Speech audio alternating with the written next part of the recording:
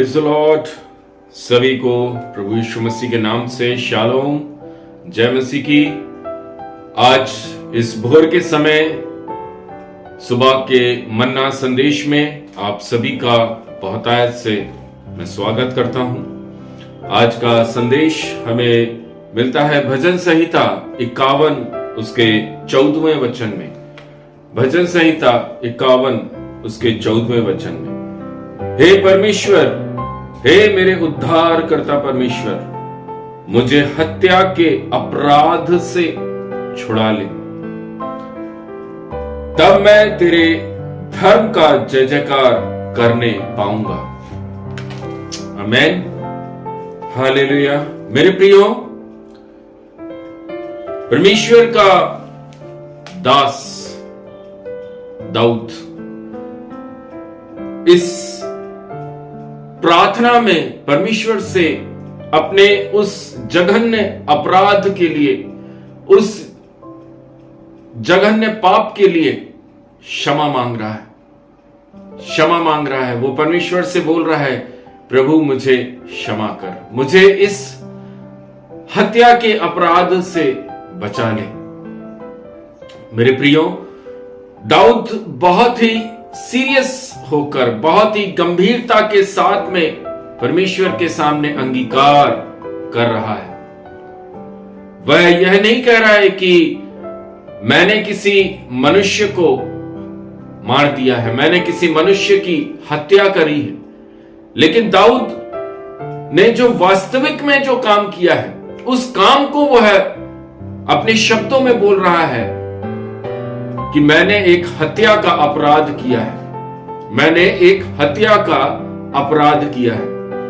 मेरे प्रियो, बाइबल के अंदर हम जानते हैं कि दाऊद ने जो जघन्य पाप, जिसके लिए वो क्षमा, जिसके लिए वो माफी मांग रहा है, वो पाप उसने जो किया है वो है बैतशबा का पति उरिया।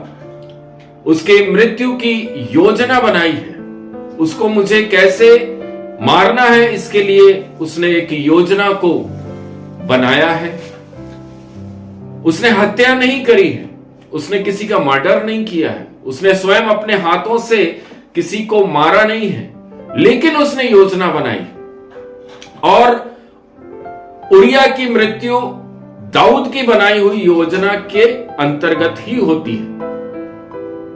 और परमेश्वर के सामने वह एक हत्यारा है, प्रभु के सामने वह एक हत्यारा है। हम देख सकते हैं दूसरा शमूएल की पुस्तक को जब हम पढ़ते हैं मेरे प्रियो, तब वहां पर उसके 11वें अध्याय को जब हम पढ़ते हैं, वहां पर वो किस प्रकार से सारी योजना को वो बनाता है। उरिया की वहां पर मृत्यु होती है और उसके आखिरी के वचन के अंदर, उसके 11वें अध्याय के आखिरी वचन के अंदर लिखा हुआ है, स्वयं यहोवा परमेश्वर भी उसके इस कार्य से क्रोधित होता है।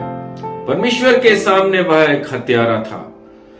मेरे प्रियो, जब हम पाप का अंगीकार करते हैं तो हमें परमेश्वर के सामने ईमानदार होना जरूरी है। हमें परमेश्वर के सामने पूरी तरह से ईमानदारी को सीखना जरूरी है। किस प्रकार से हम परमेश्वर के सामने अपने उस पाप के अंगीकार को, उस कन्फेशन को हम एक सच्चे परमेश्वर के सामने सच्चाई के साथ, ईमानदारी के साथ में रखें। अपने गंदे पापों को आप अच्छा नाम नहीं दे सकते, आप जो चाहे कहें, उनमें से कभी भी अच्छी खुशबू नहीं आएगी। उस सारे गंदे कामों से आपको कभी भी अच्छी महक महसूस नहीं होगी। परमेश्वर जिस नजर से परमेश्वर आपको देखता है, आपको भी उसी नजर से परमेश्वर को देखना जरूरी है। आप कितने ही अच्छे शब्दों को अपने मुख से क्यों ना निकालते हो, अगर आपके मन के अंदर यह भावना नहीं है कि आपका छोटा सा भी पाप आपको नरक योग्य बना सकता है, हालेलुया। मेरे प्रियो, हमें यह पता होना चाहिए कि हमारा छोटा सा, बहुत ही छोटा सा पाप हम विश्वासी लोगों को नरक के योग्य, नरक के अंदर हमें ढकेल सकता है। हम भले मन से बहुत ही अच्छे होंगे, अपने मुख से बहुत ही अच्छे शब्दों को हम बोलते होंगे, लेकिन मेरे प्रियो, अगर हमारे अंदर वह पाप है कि हमने परमेश्वर के सामने अंगीकार नहीं किया, हमने प्रभु के सामने अंगीकार नहीं किया है, तो आपके पाप की क्षमा कैसे प्राप्त होगी? कैसे आपको आपके सारे छोटे बड़े कामों की, अपराधों की, गुनाहों की क्षमा प्राप्त होगी? अंगीकार करना, और वो भी सच्चाई के साथ, ईमानदारी के साथ में परमेश्वर के सामने अंगीकार करना, जैसे दाऊद कर रहा है। दाऊद बोल रहा है, तू मुझे क्षमा कर ताकि मैं तेरे धर्म का क्या करूं? जय जयकार करूं। उसके धार्मिकता, परमेश्वर के धार्मिकता के कामों का जय जयकार करने के लिए वह दाऊद परमेश्वर से साफ शब्दों में बोल रहा है, मुझे इस हत्या के अपराध से बचा ले, जिससे मैं तेरी जय जयकार कर सकूं। हालेलुया।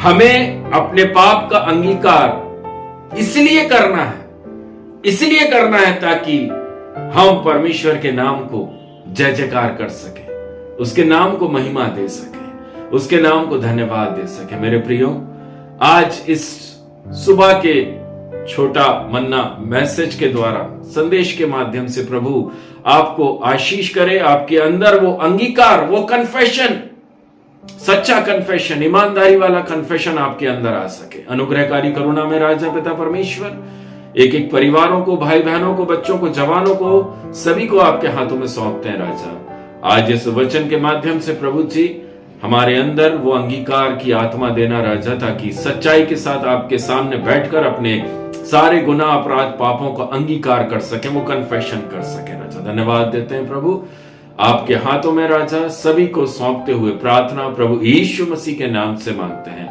आमेन आमेन। सभी को जय मसीह की। और मैं विश्वास करता हूं आज का ये सुंदर समय, ये सुंदर भोर का समय आप सबके जीवन के अंदर बहुत बहुत आशीषों भरा होने पाए। शालोम, जय मसीह की।